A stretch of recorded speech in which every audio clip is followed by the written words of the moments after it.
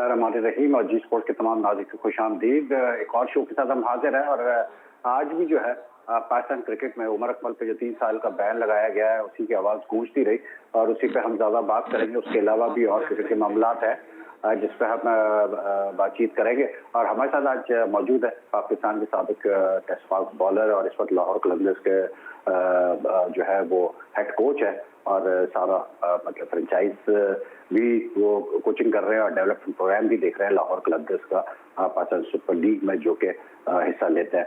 आपके मेरी आवाज़ आ रही है आपको? जी जी आ रही है। कैसे हैं आप? कैसे आप? खैरियत से हैं? आप ठीक ठाक है? Everything okay? सेफ?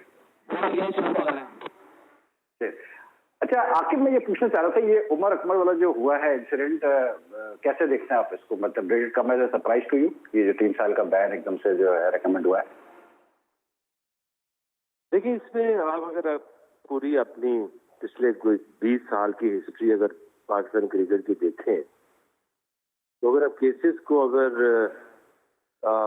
देखें तो इतने केसेस पूरी दुनिया में जो क्रिकेटिंग वर्ल्ड है उसमें नहीं आए और ये हर 6 महीने बाद हर साल कोई ना कोई तमाशा, कोई ना कोई इस तरह की चीजें, ये पाकिस्तान क्रिकेट के लिए एक डैमेज ही है। हम ये देखते हैं कि देखिए आप, मुझे तो नहीं आइडिया कि क्या हकायक हैं उसके, वो तो पीसीबी ही बता सकता है, बट 3 साल का बैन किसी को लगाना डेफिनेटली दे हैव समथिंग करना तो नहीं ऐसा कर सकते। बट इसमें जो इम्पोर्टेंट चीज है कि ये फियास्को खत्म कैसे होगा, ये कब हम दुनिया के सामने, क्या हम इसीलिए क्रिकेट खेलते हैं या प्लेयर्स का क्या यही रोल होना चाहिए कि हमने एक ही न्यूज, बिग न्यूज हमने दुनिया को देनी है कि आज कोई पकड़ा गया, कल कोई पकड़ा गया। हालांकि 92 के बाद हमें वो वर्ल्ड कप भी जीत लेना चाहिए था। थैंक गॉड कि वो T20 हम 2009 में जीत गए। तो नेगेटिव ही खबरें हमारी क्रिकेट के साथ मुंसलिक है और इसमें मेरी तो एक क्योंकि मैं इसमें काफी जगह इन्वॉल्व रहा हूँ, चाहे वो जैसे क्यूम की रिपोर्ट हो या उसके बाद आमिर आसिफ वाला किस्सा हो या नासिर जमशेद हो या शजील हो, खालिद लतीफ हो, कम अज कम मैंने कोशिश तो की है हमेशा कि जाके जो जस्टिस है उसको सपोर्ट किया जाए, बट इसका कोई हल निकलता नजर नहीं आ रहा।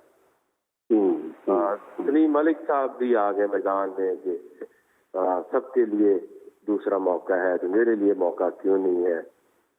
तो बड़ी अजीब सी, आज दोपहर तक मैं टीवी चैनल पे था तो वहां तक काफी उनको भी मैंने भी सपोर्ट किया, क्योंकि अगर सबके लिए माफी है, अगर आमिर के लिए माफी है, अगर सलमान भट्ट के लिए माफी है, अगर बाकी जो जस्टिस क्यूम के जो केस के मुताबिक अब देखें तो उनकी रिकमेंडेशंस के ऊपर मैचेस में जहां हमें पसंद आई चीज हमने उनको अडेप्ट किया, जो ना पसंद आई तो एक ही बंदे को सही सजा मिली है तो वो सलीम मलिक है। लेकिन उसके बाद उन्होंने एक टेली कॉन्फ्रेंस की जिसमें उन्होंने कहा कि जर्नलिस्ट के साथ की कि ऐसा नहीं है कि मैंने अपने फैन से माफी मांगी है, इसका हरगिज ये मतलब नहीं है कि मैं मैच फिक्सिंग या इस तरह की कुछ चीजों में इन्वॉल्व था। मैं कोर्ट गया जैसे जो क्यूम की रिपोर्ट को चैलेंज करके और मुझे अदालत में बाइज्जत बरी किया। अच्छा, अब इसमें चीजें तो ये देखनी है ना कि हमने आगे चलना किस तरह से है। मैं तो काफी इसके ऊपर कोशिश भी करके देख ली है। इसका हाल तो यही नजर आता है कि जिस तरह से मानी साहब चेयरमैन है, उन्होंने कहा है कि हम भी जो स्पॉट फिक्सिंग या मैच फिक्सिंग को हम क्रिमिनलाइज्ड एक्ट के तौर पे कोशिश कर रहे हैं कि पार्लियामेंट से उसका बिल से मंजूर कराए, क्योंकि एक ही चीज आपको बचा सकती है आइंदा फ्यूचर में कि आप इतना सुधार पैदा कर दें प्लेस के अंदर या जो भी ऑफिशियल्स होते हैं उनके अंदर। मेरी सजेशन है कि अगर किसी को अप्रोच हुई है और उसने बताया नहीं है टाइम के ऊपर, तो उसके ऊपर आप 10 साल का बैन लगा दें। और अगर कोई पकड़ा जाता है फिक्सिंग करते हुए, आपके पास एविडेंस आ जाते हैं, तो उसको लाइफ बैन कर दें। ठीक ठीक। और दूसरा, मुझे नहीं लगता कि हम आप पिछले जो केसेस हैं उनकी तरफ जाएं ताकि हम आगे न बढ़ सकें। ठीक ठीक। आकिब, हमें सीनियर जर्नलिस्ट और एंकर होस्ट सैयद याहिया हुसैनी ने भी ज्वाइन कर लिया है। और Yahya, welcome to Zee sport. Aqib Javed से यही बात हो रही है जो कल उमर अकमल पर 3 साल का जो बैन लगा है उसी सिलसिले में बात हो रही है। तो आकिब जावेद का यही कहना है कि जी ये सिलसिले खत्म ही नहीं होके देते हैं याहिया, और ये उसी वक्त खत्म होंगे जब जैसे वो कह रहे हैं कि कोई सख्त जो है वो सजा दी जाएगी। आप कैसे देख रहे हैं ये जो उमर अकमल वाला जो केस हुआ है, आप इसको कैसे देख रहे हैं? क्या इसकी वजह से अब पाकिस्तान क्रिकेट बोर्ड का जो नुक्ता नज़ीर चेंज होगा इन मामला में? वही खान साहब, सबसे पहले तो आपको सलाम और आकिब जावेद साहब को अस्सलाम वालेकुम। और आकिब जावेद साहब ने ये जो बात की है कि ये मामला खत्म होके दे नहीं रहे हैं, और मैं इंतहाई अफसोस के साथ आपके साथ ये बात कहूँगा कि आइंदा भी खत्म नहीं होंगे, ये मामला इसी तरह चलते रहेंगे। बात दरअसल ये है कि हम बाहर के मुल्कों की बात करते हैं, इंग्लैंड की बात करते हैं, दुबई की बात करते हैं, वहाँ कवानीन खासे सख्त हैं। मैं मैच फिक्सिंग नहीं, मैं आम जिंदगी की बात कर रहा हूँ। वहाँ लोग कवानीन से नहीं डरते, वहाँ लोग फाइन से डरते हैं, क्योंकि उनकी पूरी जमा पूंजी चली जाती है। लेकिन यहाँ पर मसला ये है कि यहाँ पर जो मैच फिक्स कर रहा है, जो कि प्रूवन गिल्टी है, मैं नाम लेके बात कर रहा हूँ शर्जील खान साहब का, जिनको सस्पेंडेड 2.5 साल की पाबंदी हुई है, और वो इस वक्त पाकिस्तान टीम में वापस आने के लिए पर तोल रहे हैं। और वो जिस फिटनेस के साथ वापस आए हैं, उनकी संजीदगी का अंदाजा आप कर सकते हैं। लेकिन वो बंदा, मुझे उमर अकमल से कोई हमदर्दी नहीं है। अगर उमर अकमल ने कोई ऐसी चीज़ की है तो पाकिस्तान क्रिकेट बोर्ड को उनको इबरत का निशाना बनाना चाहिए। पाकिस्तान क्रिकेट बोर्ड को मैं कह रहा हूँ, उनको 3 साल की नहीं, उनको लाइफ बैन कर देना चाहिए। लेकिन जो यहाँ पर हैरानकुन चीज़ें हो रही हैं वो ये हो रही हैं, मैं सबसे पहले आपसे ये पूछना चाहता हूँ, आप इतने बाखबर जर्नलिस्ट हैं, आकिब जावेद साहब बहुत सारी चीज़ों में इन्वॉल्व रहे हैं। मतलब मेरा ये है कि इंक्वायरीज के अंदर ये जो उमर अकमल का फैसला हुआ, ये इससे ज़्यादा हैरानकुन क्या बात होगी कि एक दिन में उन्होंने डिसीजन कर दिया, वो गए और उनके साथ उन्होंने देन एंड देयर ही डिसाइड कर दिया कि जी 3 साल के लिए ये फारिग हो गए। इंटरनेशनल क्रिकेट काउंसिल ने फेलियर टू रिपोर्ट शकीब उल हसन बांग्लादेश के 2 साल की उनको पाबंदी लगाई है। तो पाकिस्तान क्रिकेट बोर्ड के आईसीसी से भी आगे निकल गया, 4 हाथ आगे निकल गया। नहीं, मुझे ये वो कहते हैं ये है, ये कहते हैं, ये जो खबरें आई हैं वो ये आई है कि जो कल सफदुल हुसैन ने भी बात की, वो कहते ये है कि जी उमर अकमल ने एक तरफ एक्सेप्ट भी कर रहे थे कि हाँ मेरी 2 लोगों से बात हुई है, मीटिंग हुई है, और उन्होंने शायद कहा, ऑफर भी दी, लेकिन साथ में वो जो है मतलब उसको जस्टिफाई भी करने की कोशिश कर रहे थे क्यों मैंने रिपोर्ट नहीं किया। प्लस जो मेन वो कहते हैं कि जी उसने रिमॉर्स नहीं शो किया, मतलब आर्ग्यूमेंटिव था वो, जिसकी वजह से जज ने कहा कि ठीक है जी फिर मैं 3 साल का बैन लगाता हूँ। रिमॉर्स शो करना बहुत जरूरी होता है प्लेयर का। देखिए, ना तो मैं उमर अकमल का तर्जुमान हूँ, ना तो मैं उमर अकमल का वकील हूँ। उमर अकमल बहुत जल्दी आ रहे हैं मीडिया में और फिर वो बताएंगे कि उनको पाकिस्तान क्रिकेट बोर्ड ने क्या बताया था। और जो आज पाकिस्तान क्रिकेट बोर्ड के कानूनी मुशीर तफज्जुल हैदर रिजवी साहब ये फरमा रहे हैं कि वो तो हैरान थे कि उमर अकमल अपना वकील लेकर नहीं आए, तो उमर अकमल वकील क्यों नहीं लेकर आए वो ये भी बताएंगे। उनको एंटी करप्शन यूनिट ने क्या कहा वो ये भी बताएंगे। दूसरी जो सबसे बड़ी बात है कि एंटी करप्शन यूनिट के पास सबूत क्या है वो ये भी बताएंगे। तीसरी जो सबसे बड़ी और इम्पोर्टेंट बात है, पाकिस्तान क्रिकेट बोर्ड इसमें पार्टी है ना, तो पाकिस्तान क्रिकेट बोर्ड कैसे एजुकेटर मुकर्रर कर सकता है? या तो सबसे बड़ा इबाम ही यही मौजूद है कि पाकिस्तान क्रिकेट बोर्ड पार्टी है और पाकिस्तान क्रिकेट बोर्ड जो है वो जज का खर्चा उठा रहा है, तो कैसे शफाफियत आ सकती है? लेकिन मैं इस बहस में भी नहीं पढ़ना चाह रहा। जो सबसे बड़ा सवाल है मेरा, बहुत ही आसान सा सवाल है आपके साथ, और वो सवाल ये है कि अगर एक खिलाड़ी फेलियर टू रिपोर्ट और आपको रिपोर्ट नहीं करता है तो उसको 3 साल की पाबंदी है। व्हाट अबाउट लाइव स्ट्रीमिंग का जो मामला है, जिसको पाकिस्तान क्रिकेट बोर्ड ने ईमेल में एक्सेप्ट किया है कि जी ऐसा हुआ है लेकिन हमारा इससे कोई ताल्लुक नहीं है। चेयरमैन पाकिस्तान क्रिकेट बोर्ड ये कह रहे हैं बड़ा संजीदा मामला है और हम देख रहे हैं कि क्या पाकिस्तान क्रिकेट को तो कोई नुकसान नहीं हुआ है।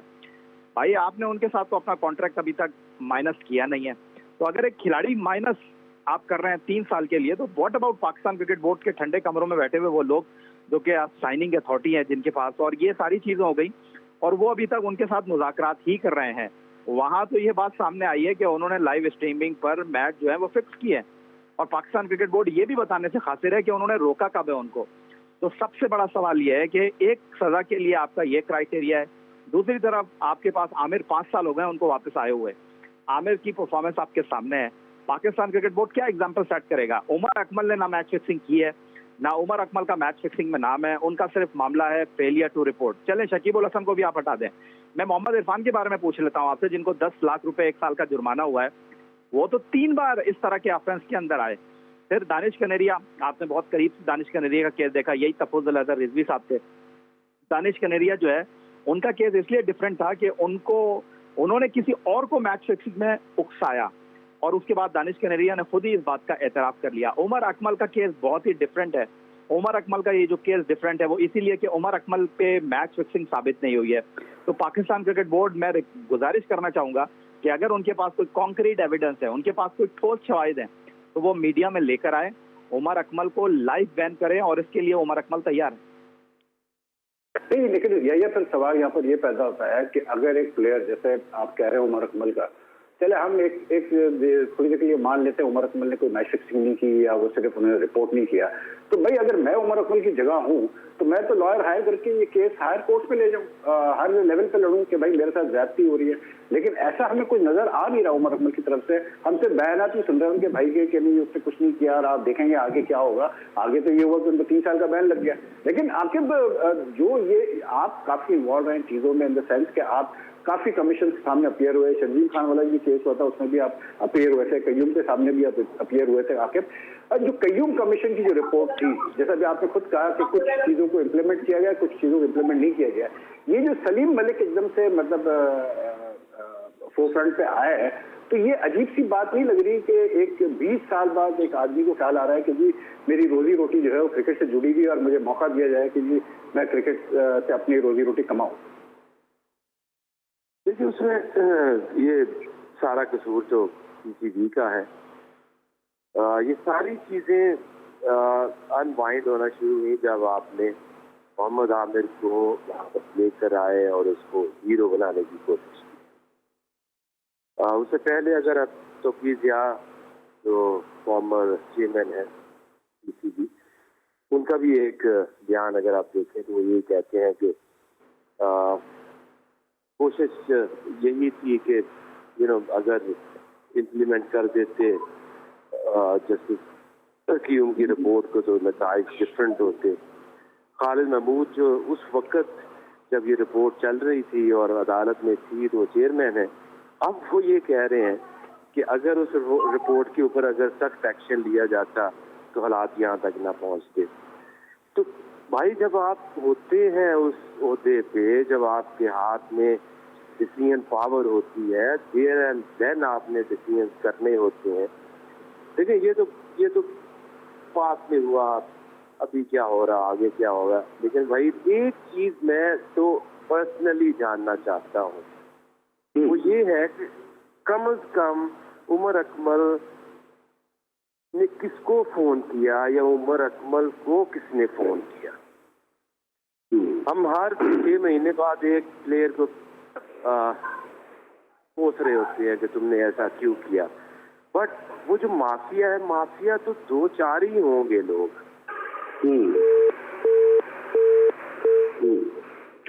लाइन गालिबन ड्रॉप हो गई आकिब की। ये जैसे आकिब कह रहे हैं कि जो सिलसिला है ये पीसीबी ने कुछ भी शो भी नहीं किया, अभी भी हमें नजर नहीं आ रहा क्या हो रहा है। लेकिन ये जो उमर अकमल वाला केस है, आपको लगता है कि पीसीबी को इन केसेस में थोड़ा सा अपफ्रंट होना पड़ेगा, जो भी चीजें होती है थोड़ा खुल के बताएं लोगों को, पब्लिक को, कि भाई ये मामला हुआ है और इस वजह से हम इस प्लेयर के खिलाफ एक्शन ले रहे हैं। एब्सोल्युटली भाई खान साहब, इसमें कोई दो राय नहीं है। बात दरअसल ये है कि अगर आप कमरा इम्तिहान में जाते हैं और अगर आपके 4 नंबर भी कम आ जाए ना आपकी तवक्को के हट के, तो आपके पास ये राइट ऑफ अपील होता है कि आप उनको कहें कि ये कॉपी दोबारा चेक करें आप, और ये कॉपी चेक करने के बाद वो आपको देते भी हैं। तो उमर अकमल का जो मामला है, अभी कोई डॉक्यूमेंट मेरे पास आने हैं, उसके बाद मैं किसी और पोजीशन में हूँगा बात करने के हवाले से। लेकिन यहाँ पर तो मेरे बात समझ आ नहीं रही कि आपने सस्पेंडेड सज़ा रखी है, वो जो पकड़ा गया है मैच फिक्सिंग करते हुए। मैं शर्जील की फिर बात करूंगा कि शर्जील ने तो कन्फेस किया है कि हाँ जी, और वो तो मैच खेला है, मैच खेलने के बाद उसकी सारी प्रोसीडिंग हुई। उमर अकमल को तो ये मौका मिला ही नहीं, उमर अकमल तो मैच ही नहीं खेला, तो उसको आप किस तरह का एग्जाम्पल बना रहे हैं, ये सबसे बड़ा सवाल है। और इतनी जल्दी आपको क्या थी कि जिस दिन उमर अकमल आया हेयरिंग में, उसी दिन आपने उसको गाड़ दिया? राइट। यही बातचीत आपसे हमारी चलती रहेगी। मैं एक छोटा सा ब्रेक ले रहा हूँ, ब्रेक के मैं आकिब जावेद और यही हमारे साथी है, इनसे बातचीत हमारी चलती रहेगी।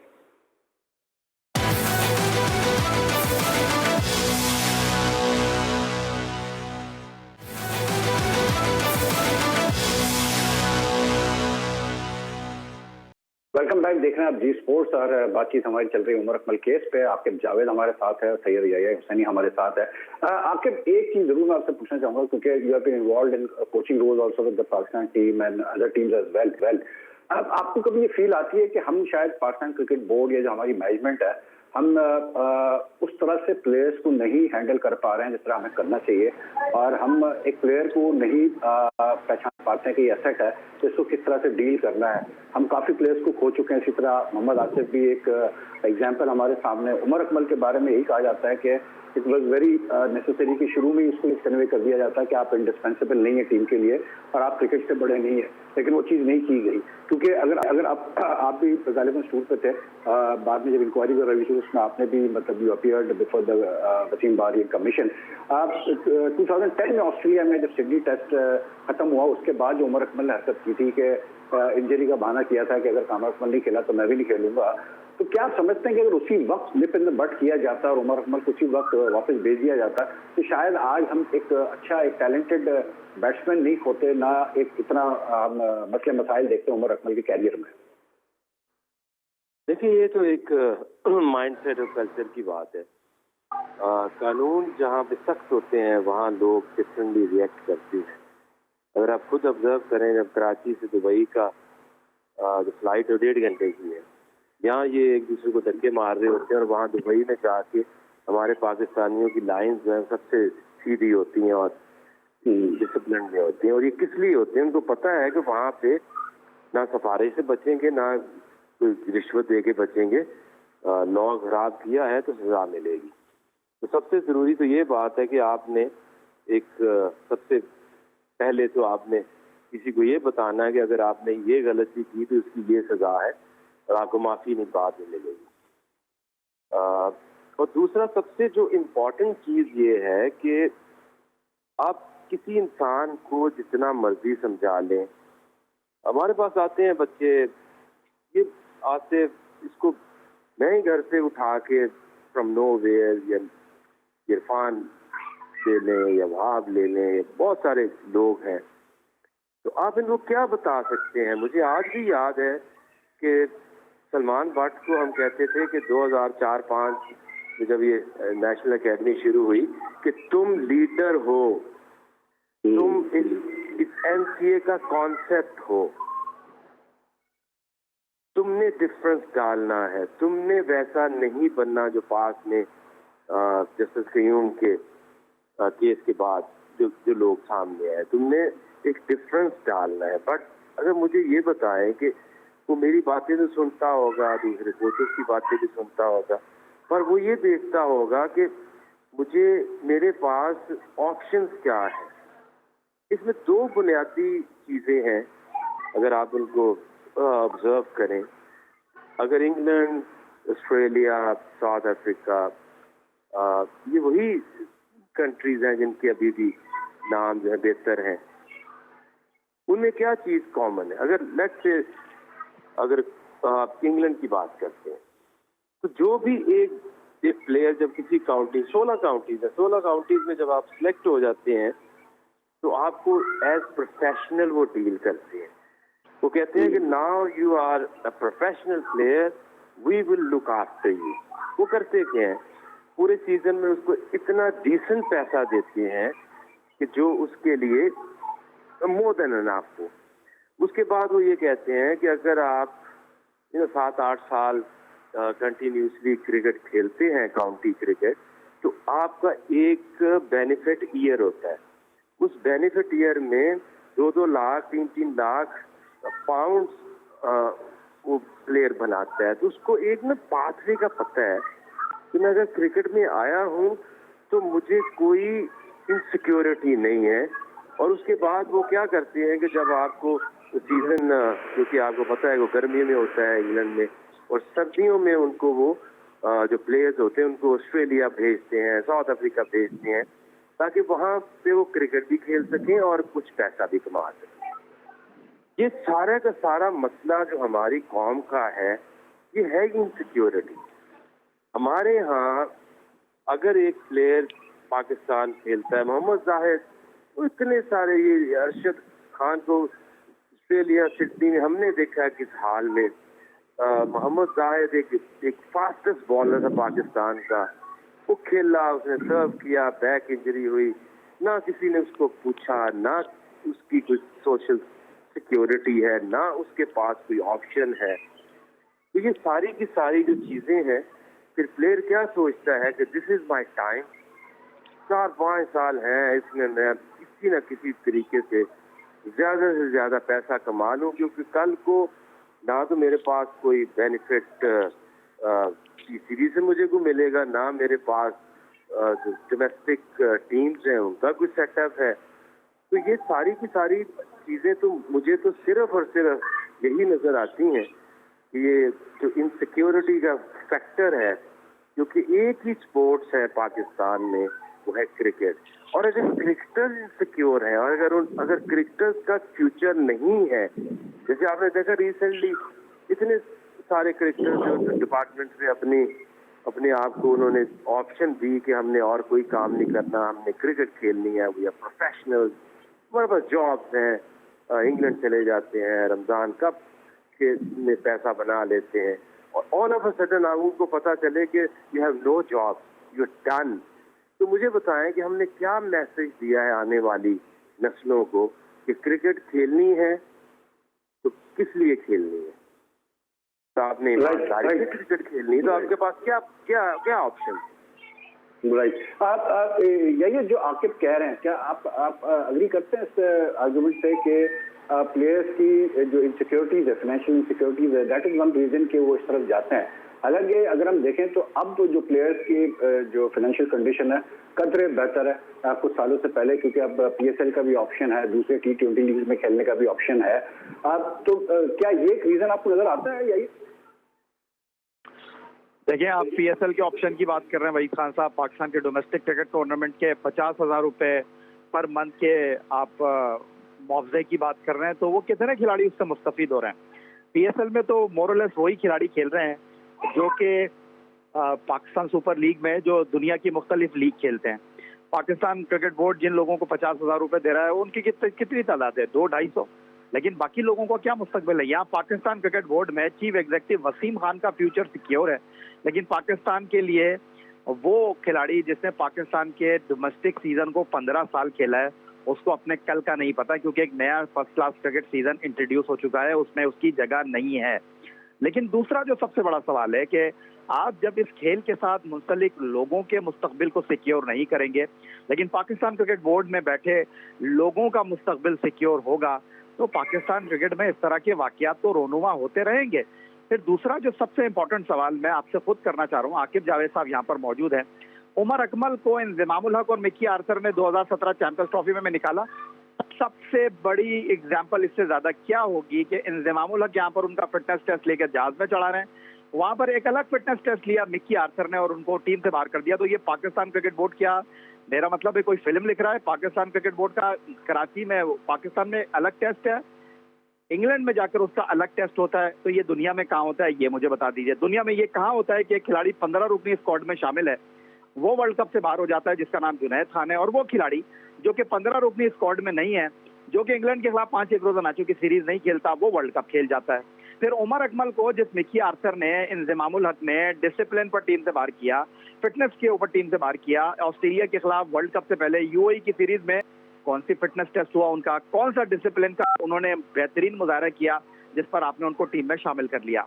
तो जब पाकिस्तान क्रिकेट बोर्ड की सतह पर इस तरह के आपको चीजें दिखाई देंगी, जिनका ना कोई सर है ना जिनका कोई पैर है, तो फिर इस तरह के वाकयात होते रहेंगे, क्योंकि कोई डिसिप्लिन क्रिकेट बोर्ड है नहीं। जिसका जो दिल चाहता है वो चीजों को करता है। वहाब रियाज को 2 साल निकी आर्थर ने टीम से बाहर रखा, लेकिन वो वर्ल्ड कप खेल गए।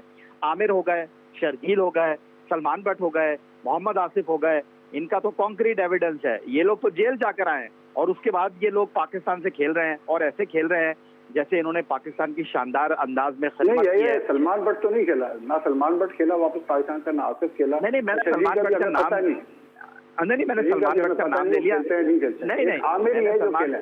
हाँ, लेकिन मैंने सलमान बट का नाम ले लिया। तो मुझे ये बताइए कि जितनी चाहत, जितना प्यार आपने सलमान बट को नहीं दिया, आसिफ को नहीं दिया, वो प्यार आपने मोहम्मद आमिर को किस लिए दिया है? मोहम्मद आमिर को 5 साल हो गए पाकिस्तान से खेलते हुए पाबंदी के बाद। एक मैन ऑफ द मैच उनके क्रेडिट पर नहीं है, लेकिन आपने उनके चक्कर में कितने बॉलर्स को कुर्बान कर दिया। कोई इसका जवाब दे सकता है पाकिस्तान क्रिकेट बोर्ड में आके?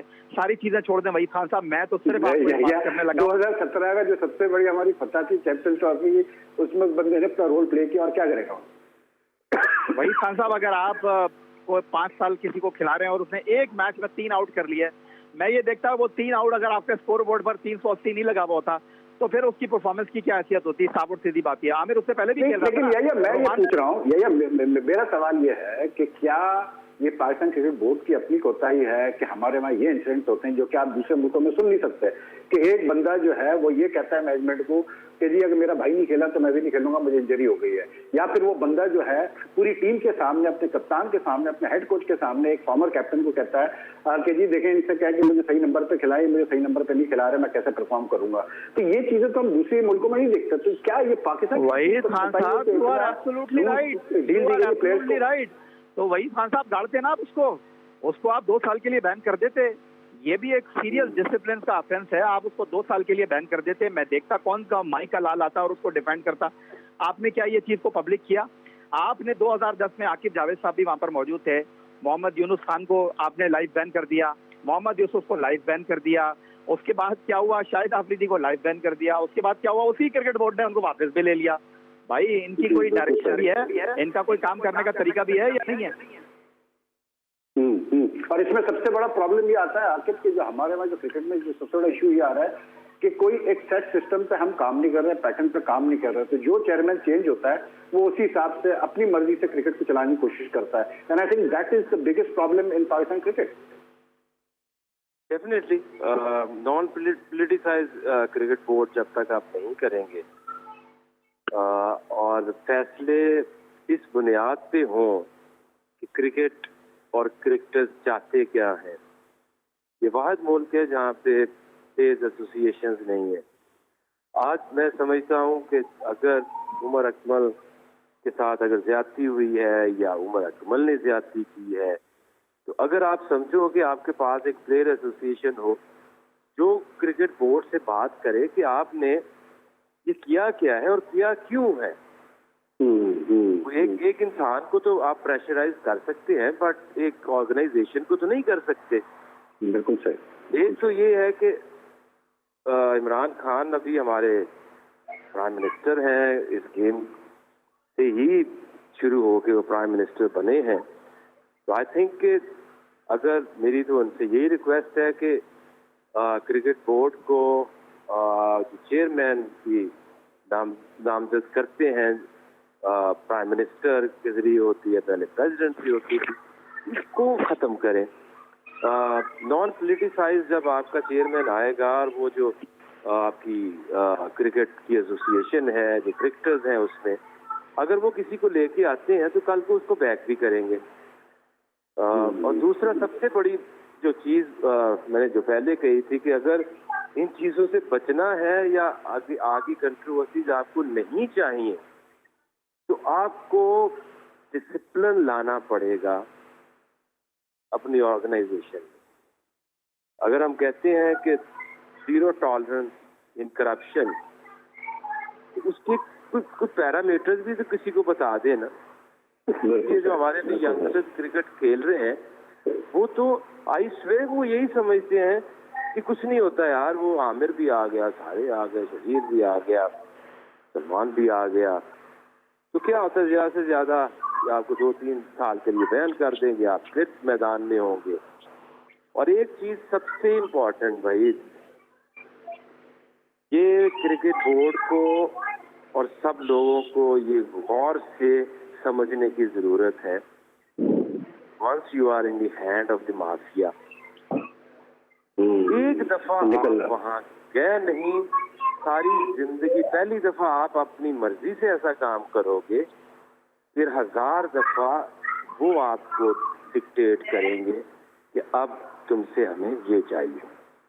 तो जो मीडिया के जो लोग हैं, जो क्रिकेट बोर्ड हैं, या जो भी इस चीज को खत्म करना चाहते हैं, वो इसरार इस चीज पर करें कि उमर अकमल को, सलमान बट को, आमिर को, शर्जील को, कौन से लोग हैं आज तक उनके लोग नाम चेहरे सामने नहीं आए मीडिया के। जब भी बदनाम हुआ है वो क्रिकेटर हुआ है। क्रिकेटर्स तो थाउजेंड्स में है, वो तो माफिया तो 1 होगा, 2 होगा, 3 होंगे। उनको कौन एक्सपोज करेगा? जब तक हम उनको एक्सपोज नहीं करेंगे ये गेम कभी खत्म नहीं होगी, आप चाहे जो मर्जी कर। बिल्कुल सही कहा आपने। आपके बाद ब्रेक लेने का टाइम है, मैं एक छोटा सा ब्रेक ले रहा हूँ। ब्रेक के बाद आपके बाद सैयद याहिया हुसैनी से हमारी बात चलेगी।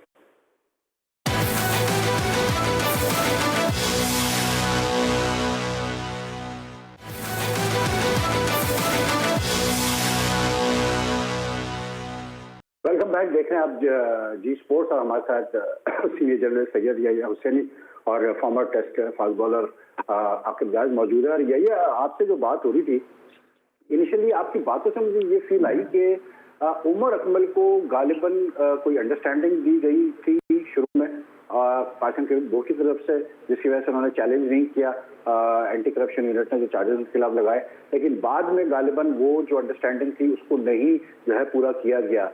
क्या ऐसी कोई बात है? बज़ाहिर तो ऐसा ही लग रहा है वहीद खान साहब, और बज़ाहिर जो वाइफ्स आ रही हैं वो इसी तरह की वाइफ्स आ रही हैं। और सबसे हैरानकुन और सबसे अचंभे की बात यह है कि उमर अकमल जो है पहले मान लेते हैं कि जी ठीक है वो अपील नहीं करेंगे, फिर आज़ाद जो है वो जज के पास मामला चला जाता है और वहाँ पर देन एंड देयर उनका जो केस है वो फोल्ड कर दिया जाता है। तो खासे इबाम तहफ़्फ़ुज़ तो मौजूद हैं। और अगर आपको याद हो, शर्जील खान और खालिद लतीफ़ के मामले में भी यही कुछ मामला सामने आए थे।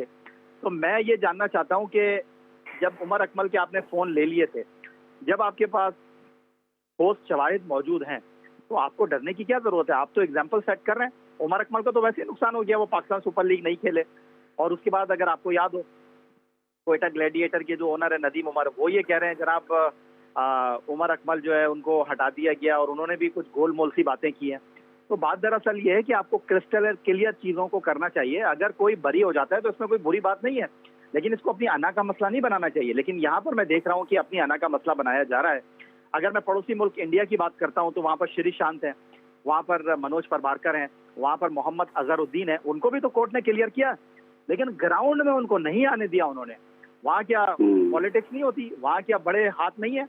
लेकिन ग्राउंड में लेकिन ये अजहरुद्दीन तो अभी इस वक्त हैदराबाद क्रिकेट एसोसिएशन के प्रेसिडेंट इलेक्ट हुए हैं। मतलब वो तो बड़ी इंपॉर्टेंट पोस्ट है। खान साहब वो ठीक है, इंपॉर्टेंट पोस्ट है, लेकिन वो एक प्रोसेस है ना, इलेक्शन के प्रोसेस है, तो वहाँ तो आप उनको नहीं रोक सकते। लेकिन उनको ग्राउंड में आपने कभी नहीं देखा होगा। मोहम्मद अजहरुद्दीन को, पहले खिलाड़ी जिसने पहले 3 टेस्ट मैचों में सेंचुरी की, 99 टेस्ट मैच खेले, वो टीवी तक महदूद है। आप किसी को रोके नहीं, लेकिन खेल के साथ उसको एसोसिएट ना करें। हमारी Malik justice retired Qayyum report में जो लोग हैं वो पाकिस्तान क्रिकेट बोर्ड में आज भी मौजूद हैं। भाई कैसे मौजूद हैं वो पाकिस्तान क्रिकेट बोर्ड में? वो लोग मौजूद हैं जिनको फाइन हुए हैं, जिनको जुर्माने हुए हैं। मैं तो हैरान रह गया कि इंज़मामुल हक साहब, सकलैन मुश्ताक साहब कह रहे हैं सलीम मलिक साहब के साथ भी ये होना चाहिए, उनके साथ ज्यादती हो गई। और भाई कौन सी ज्यादती हो गई? सलीम मलिक अगर कोई अपने लिए नहीं लड़ सकता तो उसके लिए फिर कोई और लड़ नहीं सकता। अच्छा, लेकिन अभी आपके बता रहे थे बल्कि कोई आज फिर एक प्रेस के साथ, मीडिया के साथ इंटरेक्शन हुई है सलीम मलिक की, तो उसमें तो गालिबन उन्होंने कह दिया कि भाई ये मैंने जो माफिया से मांगी उसका मतलब ये नहीं कि मैंने किया है या मैंने मैच फिक्सिंग की थी, ये तो मैंने ऐसी माफी मांगी है। लोग जो मेरी तकलीफ पहुंची है लोगों को, तो वो उनका भी लगता है कि जो स्टोरी है वो बार बार चेंज हो रही है। और दूसरा ये कि उमर अकमल का वकील के बगैर जाना एक हियरिंग में, ये बड़ी हैरानकुन बात है। ये देखें वहीद खान साहब, मैं सिंपल एक बात कर रहा हूँ, सलीम मलिक भी वो माफी मांग रहे हैं ना, वो पाकिस्तानी कौम के ऊपर एहसान कर दें, पाकिस्तान क्रिकेट के ऊपर एहसान कर दें। अगर उनको ये फीलिंग है कि उनके साथ नाइंसाफी हुई है तो अब वो एक बबांगे दाल प्रेस कॉन्फ्रेंस करें और उसमें बताएं यार मेरा करियर तो खराब हो गया, लेकिन आज फला बंदा क्यों पाकिस्तान क्रिकेट बोर्ड में मौजूद है, फला बंदा तो ये कर रहा था, आज उसको पाकिस्तान क्रिकेट बोर्ड ने अपने साथ रखा हुआ है। करें ना सलीम मलिक हिम्मत, आए ना मैदान के अंदर, सलीम मलिक पाकिस्तान क्रिकेट के ऊपर जो है वो एहसान करें। यहाँ तक आप उमर अकमल की बात कर रहे हैं, अगर उमर अकमल जो है वो वकील के साथ वहां पर अपेयर नहीं होते हैं तो आज जिस तरह तफज्जुल रिजवी साहब से हमारी बात हो रही थी, उन्होंने कहा कि जो पेपर उमर अकमल लेकर आए थे वो इंग्लिश में था और उसके अंदर जो लैंग्वेज थी वो किसी वकील की ही थी। खदशा ये है कि पाकिस्तान क्रिकेट बोर्ड ने जो देन एंड देयर ये फैसला किया है, उनको कहीं ये था कि अगर इसमें वकील इन्वॉल्व हो जाए, क्योंकि उमर अकमल ना खालिद लतीफ है, उमर अकमल ना शर्जील खान है, बहरहाल एक ऐसे खिलाड़ी तो जरूर हैं जिनकी से है और एक ऐसे खिलाड़ी तो जरूर हैं जिनकी आवाज है, तो कहीं इनको डर था कि उमर अकमल कहीं इनके गले ना पड़ जाए। आकिब, जो यहिया कह रहे हैं सलीम मलिक का, क्योंकि आप तो साथ खेले सलीम मलिक के, क्या आपको लगता है कि सलीम मलिक मूड में है, या आपको लगता है कि सलीम मलिक को अगर वो वाकई चाहते हैं कि मतलब वापस आए या उनको कोई नदामत है कि वो एक दफा क्लियर बात करें, बताए कि भाई हुआ क्या था इन द 90s और क्यों उन पे बैन लगा और सही लगा या नहीं लगा? देखिए, अब उसमें अब तो जो सलीम मलिक ने आज बात की है उसका मतलब ये है कि पाकिस्तान में आज तक मैच फिक्सिंग नहीं हुई। अच्छा, हुई नहीं। और ये जितनी चीजें हैं सारी लोग प्रेस में बोल देते हैं या जो उनके मुखालिफ लोग जिन्होंने बोल दी।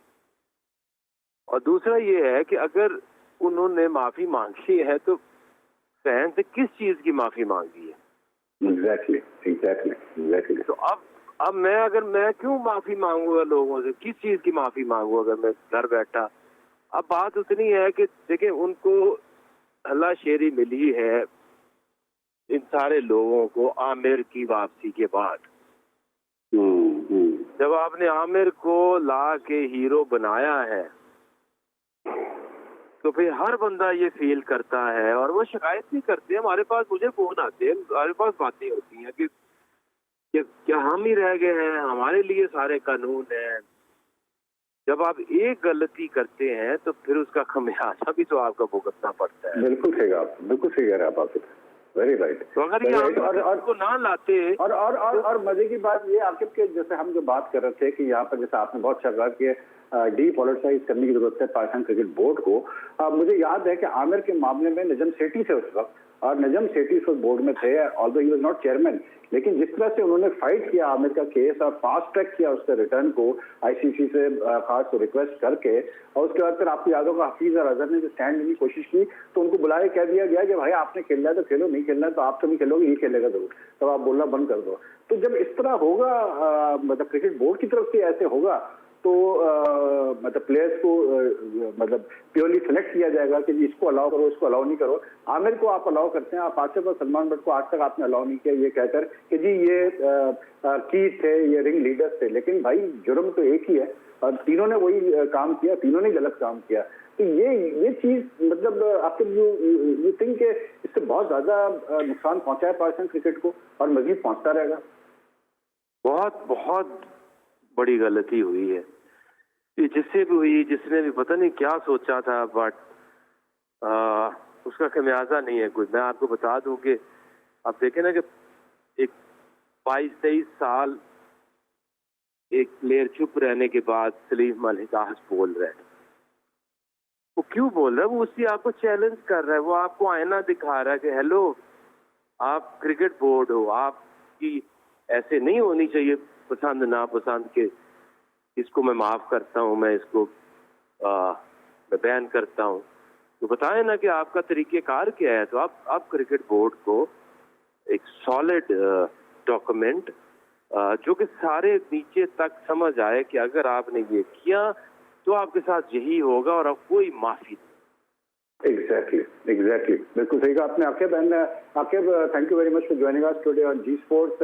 यहिया हुसैनी, आपको भी बहुत बहुत शुक्रिया कि आपने हमें ज्वाइन किया जी स्पोर्ट्स पर। बहुत ही इम्पोर्टेंट हुए रहे आप दोनों से, और ये एक बड़ा इम्पोर्टेंट इशू है पाकिस्तान क्रिकेट का कि ये जो करप्शन के इशूज हैं उसको किस तरह डील किया जाए। और अब मेजोरिटी की फीलिंग यही है कि भाई you need to have very clear cut laws कि अगर कोई प्लेयर ये काम करेगा किस लेवल का वो काम करेगा उसको ये सजा मिलेगी। पहले से ही सजा का तयन होना चाहिए। You don't need anti corruption tribunal, you don't need anything.